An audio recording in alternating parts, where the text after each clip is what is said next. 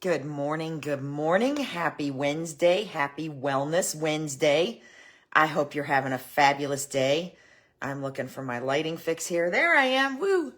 I hope you're off to a great start, whether you're just getting up or whether you've been at it for a while. I have been at it for a while because I have a very busy day and I know you do too. So let's get started. If you are just stumbling on my page, my name is Donna. I'm a mom, a nana, a runner, a jazzerciser, a girlfriend, and a wellness advocate, currently studying for my Master of Science in Clinical Mental Health Counseling. I also own an online activewear and wellness boutique.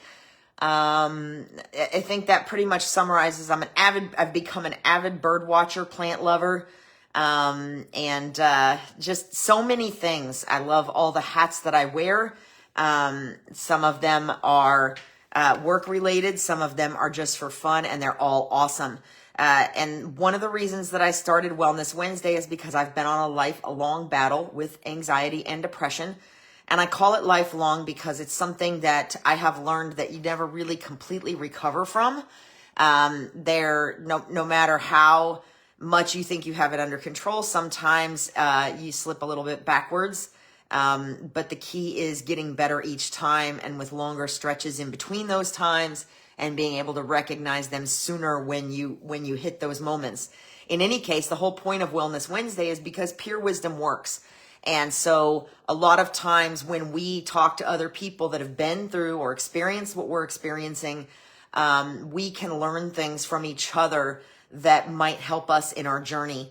And also because sometimes, much like children, no matter how much our parents tell us something, we sometimes need to hear it from somebody else before we'll actually listen and the light bulb will go on. So sometimes it takes hearing something once, and for other people it takes hearing things like 5,000 times before the light bulb goes on and we're actually ready to hear it. So if you have followed me for a while and you find that I'm somewhat repetitive about certain things, it is for that reason, because sometimes it just takes that moment when we're ready to hear it, for it to click and us to go, oh. So in any case, whether you followed me for a long time or whether you're just stumbling on my page, welcome. Today's Wellness Wednesday is number 5 in a 6-part mini-series.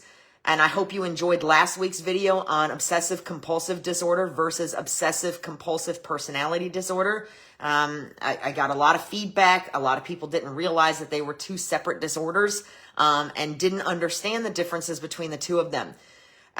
So what started this particular mini series is that last year for Mental Health Awareness Month, I covered 6 misunderstood mental health conditions that often get tossed around in casual conversation, like it's just like their personality traits, and I'll give you some examples in a minute, but a lot of times these mental health terms that are used so casually and out of context, they help to perpetuate the misunderstanding and stigma that is attached to mental health conditions. So the important thing here is that they're not just buzzwords, they're real things. And the more we know, the more we can recognize someone's need for help, including ourselves, and act accordingly. Now, remember, of course, first and foremost, that the purpose of this is for awareness, not for diagnosis. We're not diagnosing anybody here. I'm not licensed. I can't do that. Even we have a tendency to sometimes diagnose ourselves, and we're not here to do that either. So the purpose of this is understanding of real conditions versus labeling. And bipolar disorder is a very often misunderstood, misused, overused, and misrepresented disorder. So let's dig into that a little bit. So if you're here, let me know you're here. If you don't see this till afterwards, maybe a hashtag replay in the comments, a question or a comment if you have it. We try to keep things positive. And if you're on and you ask a question or you make a comment and I don't respond, it's because Facebook doesn't always show me all the things when I'm live. So I promise I'm not ignoring you. And if I don't respond, I will respond when I'm done. And I will also drop the link for the OCD versus OCPD episode from last week in case you missed it.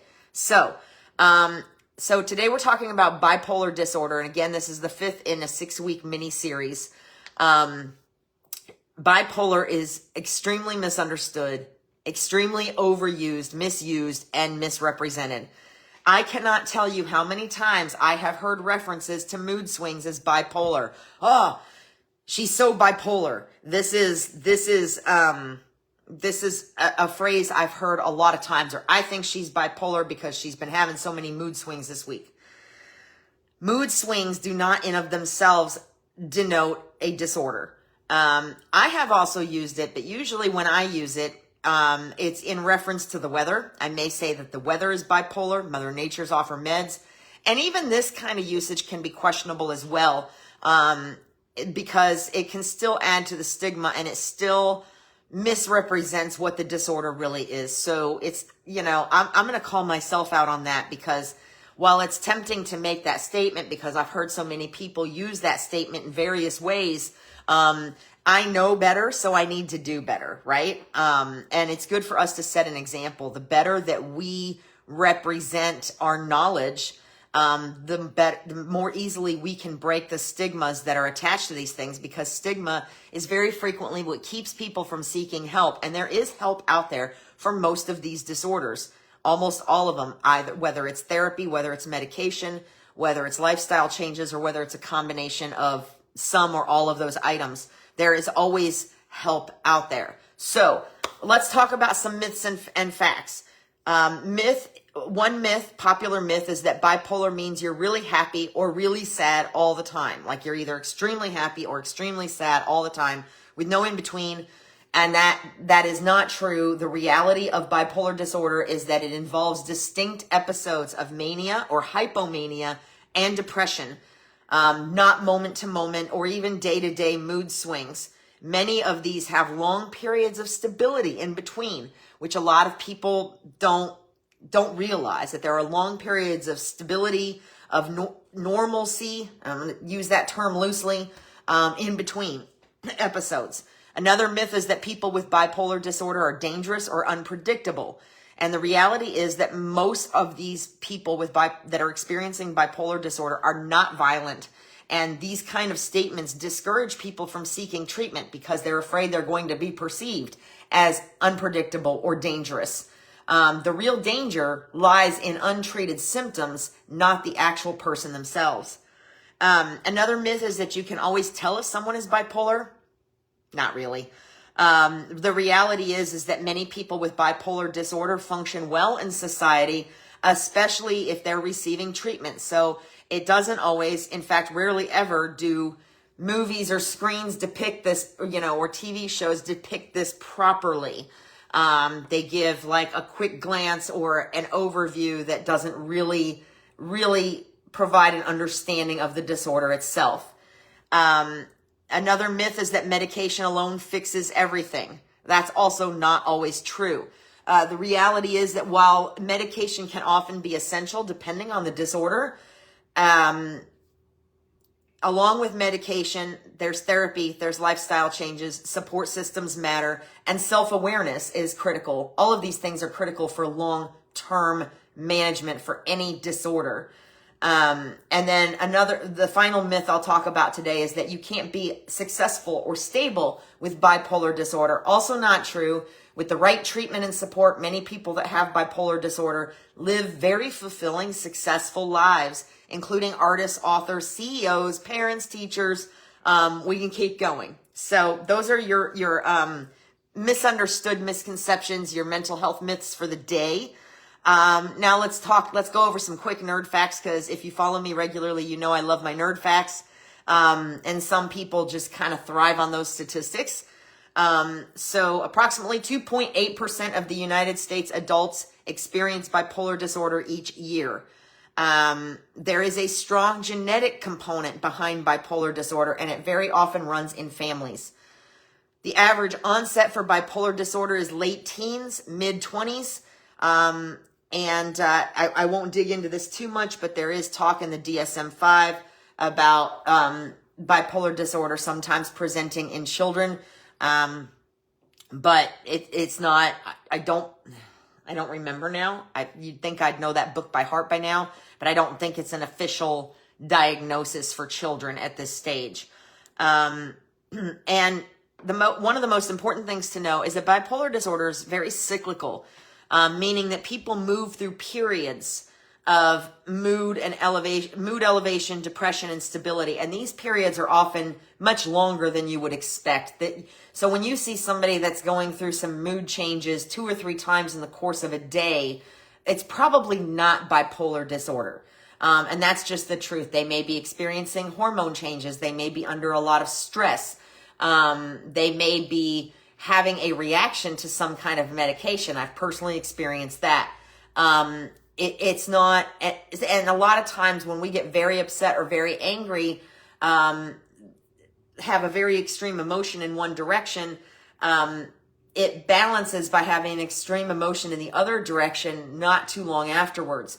Something I've also experienced. So none of those things qualify as bipolar disorder. They qualify as mood changes. That's it. And then the last nerd fact is there are a lot of very well-known people with bipolar disorder.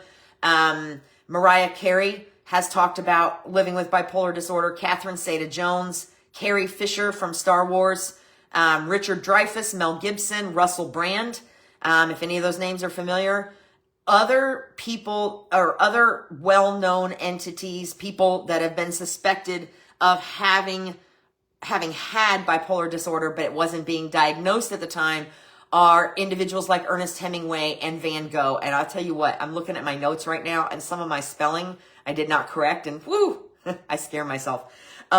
So there are others that were suspected. Of course, these were people that were famous a very long time ago, before a lot was known or anything was known about bipolar disorder. The fact of the matter is that a lot of our most creative individuals were experiencing bipolar disorder, and a lot of their creativity occurred in a mania when they were excessively productive. So there are a lot of well-known people, and the point of that is whether you care if celebrities have it or not, the point is here that mental health disorders do not discriminate. If it runs in your family and your predisposition and the environmental circumstances are right, it really doesn't matter how much money you have in the bank. It does not matter who you are, whose bloodline you share. That sometimes matters because there's a lot of times a genetic component. But the point here is that where those things make differences is that sometimes people that have a lot more in the bank they have more access to treatment. So those are the only differences there. Mental health does not discriminate. And therefore we shouldn't either. So what does bipolar disorder look like? Well, there's actually 3 different types, and I'm not going to get into all the whys and wherefores because, again, the purpose of this is not to diagnose myself, you, somebody else, or any of that. The point is awareness so that we stop using this term so casually.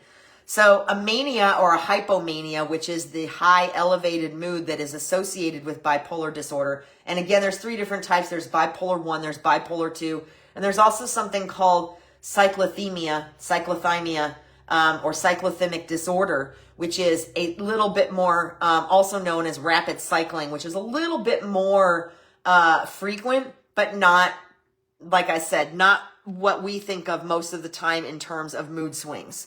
So what mania or hypomania looks like, and mania is a more extreme version, is racing thoughts and a decreased need for sleep. Risky behavior, impulsive spending, grandiosity, feelings of grandiosity. A person experiencing a mania may feel euphoric, they may feel invincible, and they may be highly irritable. And these, again, are for periods of time, not just a couple of days usually. An example of mania is someone that goes days without sleeping, and in that time they may start 3 businesses, spend thousands of dollars they don't have, and feel like they're on top of the world. And then this is usually followed by a crash.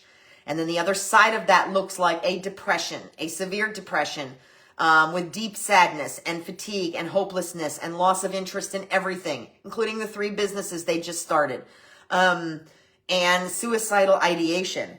And that depression can look like feeling numb and not getting out of bed for days, and struggling with suicidal ideation, even if nothing bad has happened. Sometimes the reason this is cyclical is because in the mania, they're spending all this money and they're doing all these things. Good morning, Miss Megan. And then as they start to come down and the repercussions of what they were doing during their mania circle back around, they're already coming down. And then all these repercussions like the big credit card bills or the debt collectors and things like that feed that downward spiral. So, and then there's often periods of normal mood in between where you wouldn't know that there was any difference between them or anybody else you know. You wouldn't see any signs of either of these. But the key is that these episodes last for weeks or months at a time, not a couple hours, not a couple days. So when we see somebody that's struggling with some mood swings over a day or two, and we refer to them as bipolar, we're way off base. We're just way off base. As a postmenopausal woman, I was very fortunate. In the throes of menopause, I did not experience a lot of mood swings, and I was able to control my symptoms with a couple of natural remedies and some lifestyle changes for the most part. And I was terrified of doing anything more than that, like hormone replacement therapy. And let me be clear, there's nothing wrong with hormone replacement therapy, but because I was using things that I could very much control, and because I didn't have a lot of mood swings associated with postmenopause, perimenopause, any of that, I was afraid to do too much that would kind of throw me in the other direction.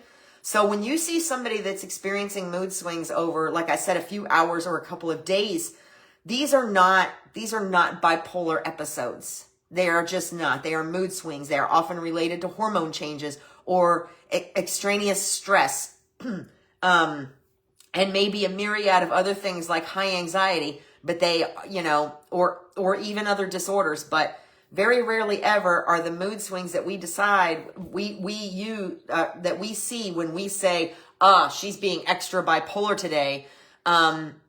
We are really misusing that term, and we are really adding to the stigma that's attached with mental health disorders. So we talked a little bit about what it looks like. What it does not look like is getting frustrated in traffic, or getting road rage in traffic and then being happy 10 minutes later. This might mean you're extra reactive, but it does not necessarily mean that you have bipolar disorder. What it also doesn't look like is being moody throughout the day or a daily mood swing. Getting excited 1 minute and sad the next, crying and then laughing. I've experienced this. I've had episodes of catharsis where I was so stressed out for so long and so upset that when I finally let go, I just cried like a baby. I wailed at the top of my lungs for like an hour. And then afterwards, I found myself very easy to make laugh, if that makes sense. And that was me balancing back out from that catharsis, if you will. Did that make me bipolar? No, it absolutely didn't. It meant that I was extremely stressed out and I finally let it go. And then afterwards, I began to recover by being able to kind of be more normal and laugh at things that were funny as I came down off of that. Getting excited 1 minute and sad the next, crying and laughing. Intense emotions do not necessarily mean that someone has bipolar disorder. In fact, I find more often that intense emotions are more associated with anxiety than they are anything else, or just being very passionate. And it's not the same.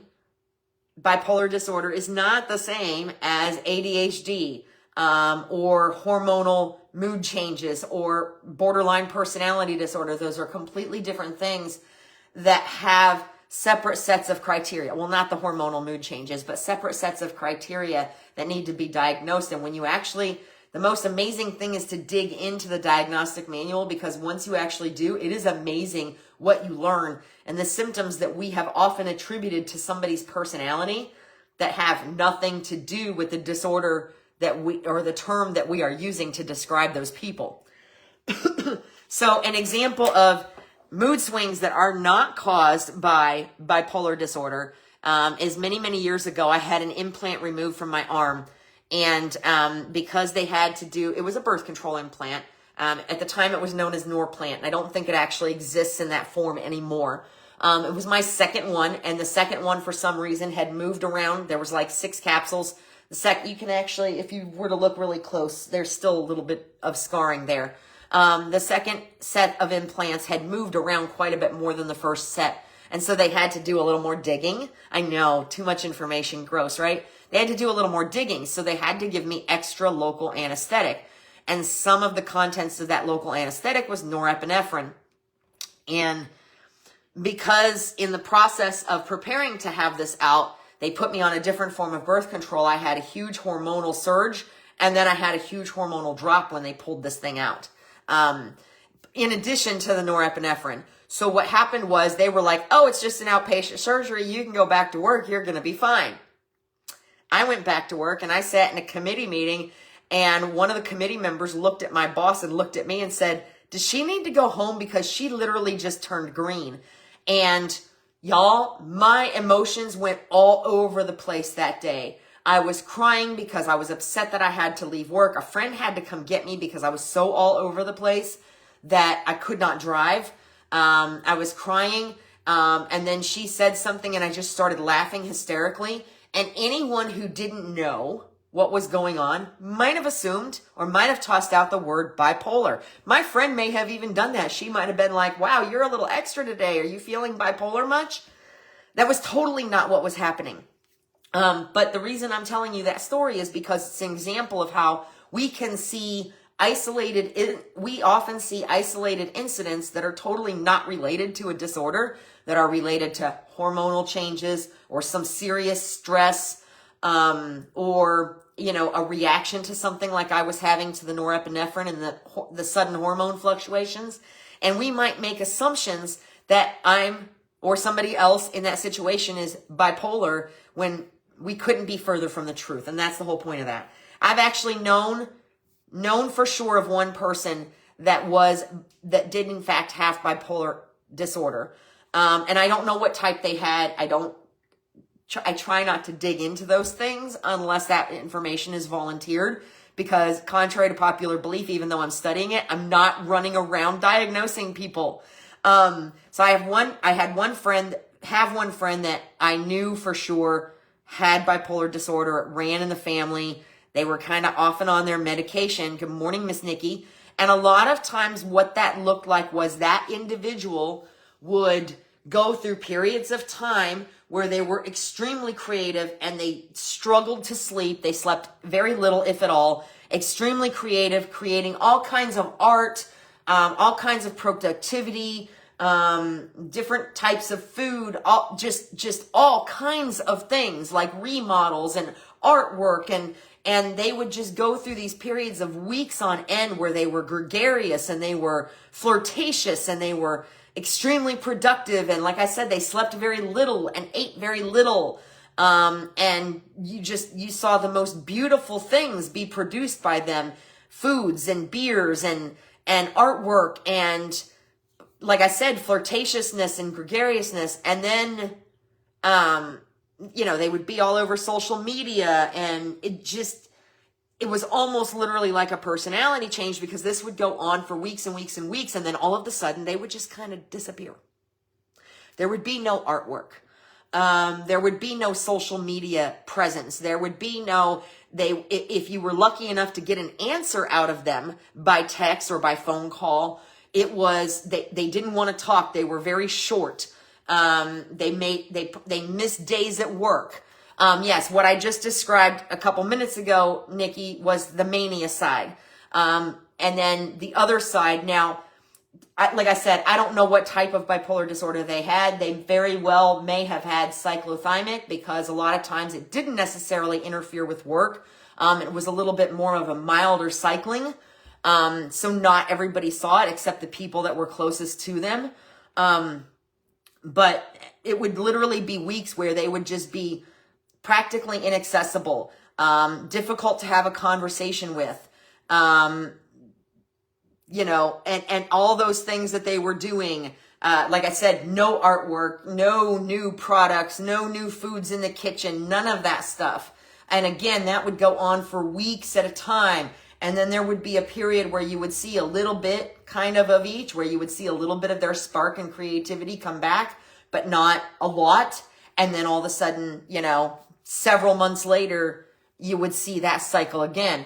So you had to be close to them and understand what you were looking at for a pretty long period of time to start seeing the cycle that happens with bipolar disorder. It is very cyclical.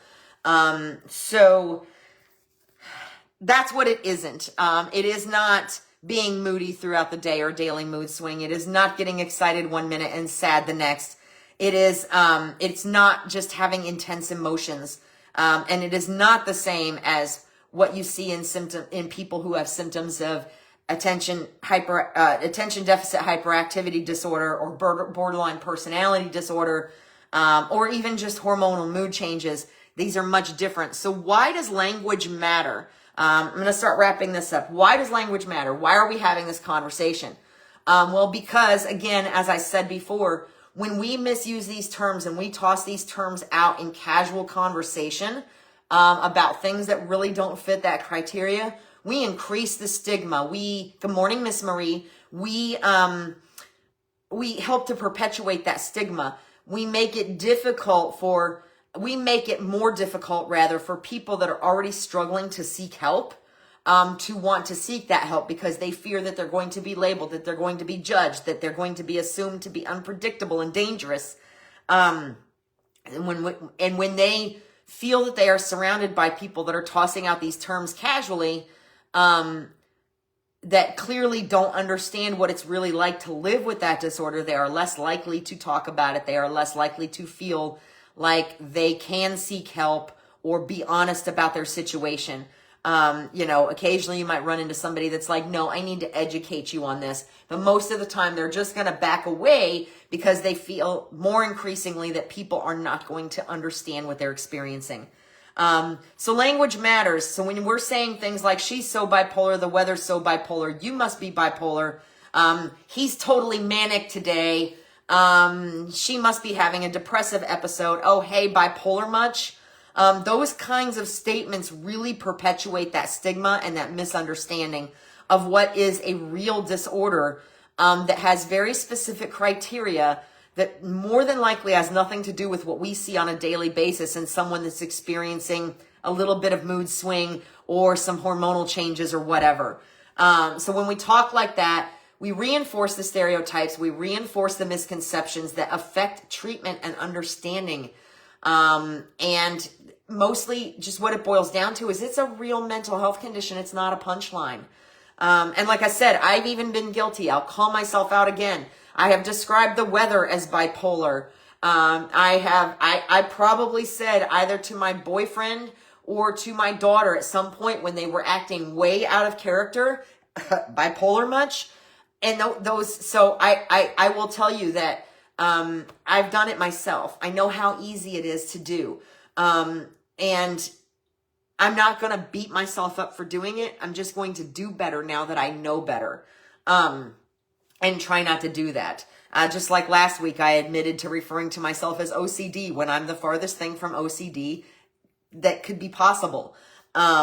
So this is why language matters. What we want to do is we want to create a space where people feel like it's okay and that they're not abnormal just because they have this disorder, and that it's okay to seek help and treatment because help and treatment is out there. It's available. If you feel like there's something I talked about here that resonates with you and you're like, oh my gosh, I wonder if I need to get looked at, look into this, then contact your primary care physician, explain your concerns. If you're required to have a referral to a specialist, if you're not required to have a referral to a specialist by your insurance, then go ahead and start the process of looking at possibly being evaluated if you're concerned. If you're concerned that somebody else has it, I don't recommend that you use this video as a form of diagnosis. As I said in the beginning, this is not for diagnosis, this is for awareness. But what you might do is check on them and say, hey, I noticed you've seemed a little off lately. Is there anything you want to talk about? And start a conversation so that you can kind of gauge if they are feeling distressed about something that's going on with them. Then you would say, I hear what you're saying and I support you. And do you want some help finding someone to go talk to, like a professional? You know what I mean? Those are the kinds of things that are the purpose of this awareness. So I'm going to wrap it up because I know everybody's time is important. But here's just a few reminders. Maybe a little call to action. Encourage people to stop using bipolar disorder or word bipolar as a synonym for moodiness or as a definition of moodiness. because it's not. It's so much different. And remember that mental health disorders are not character flaws. They're not personality traits. They're not character flaws. They are treatable conditions. There are treatments of some sort out there for almost everything. Some of those look like medication. Some of those look like specific types of therapy. Some of those look like a combination of several things. I am very fortunate that I have been able to deal with my anxiety and depression with lifestyle changes and awareness and meditation and things like that. And I've not had to be on medication yet.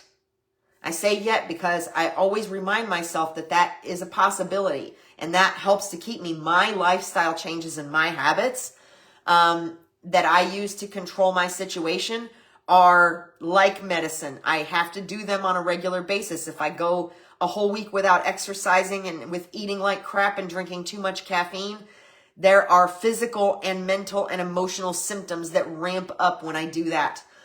So I have that for me is like medication. But there are people in my family that are on medication for very similar things. And there's nothing wrong with that. If you take a pill for gastrointestinal issues and you need to take a pill for a mental health disorder, there should be no difference. And we shouldn't be looking at anybody any differently for those things. So I encourage everyone to stop using that as a reference to someone who's moody or the weather or whatever. Stop using it as a synonym for moodiness. Remember that mental health disorders are not character flaws. They are treatable conditions. And that it's okay to seek support if you're questioning whether you may have an issue or you have, yes, you can drink too much caffeine, Marie. It's just like anything else. It affects everybody differently. Some people can drink a whole pot of coffee and they're fine. Others, if I drank a whole pot of coffee right now, and believe me, I used to do this every morning. If I drank a whole pot of coffee right now, I'd probably be vibrating off of the screen. But it's okay to seek support. If you have symptoms, if you have things going on, racing thoughts, whatever, that are distressing you, that are making it difficult for you to get out of bed in the morning, it doesn't mean you have a disorder, but it is worth seeking a therapist or some help with, okay? So it's okay to seek support. You can seek therapy. You can seek support groups. You can seek medical care. There are all kinds of options out there. And the most important thing to remember for you or for someone else that you think may be distressed by something they're experiencing is that you are not alone and healing is totally possible. Okay. Healing or being in recovery to some extent. Okay. So that's it for today. I hope you found this helpful. And again, remember, this is for awareness, not for diagnosis or labeling. If you found this helpful or you think someone else will, please share. Because the more we know, and the more we kind of look at things from different perspectives, then the more empathetic and supportive that we can be of others. And next week will be the last part of this 6-week mini-series, and we're going to touch a little bit on narcissistic personality disorder. And I can promise you that you're going to be surprised by a few things. Things that we assume are related to narcissistic personality disorder. It's not what we think it is. And there's a lot of misinformation that goes around out there, just like with the bipolar disorder, OCD versus OCPD, all of those things. There's a lot of misinformation that goes around out there. And this next week's conversation could lead to a lot of others, but we're going to stop the mini series next week with episode 6, which is going to be narcissistic personality disorder. So stay tuned. And again, if you found this helpful, please share. And in the meantime, have a fabulous week. And most importantly, be well. Bye.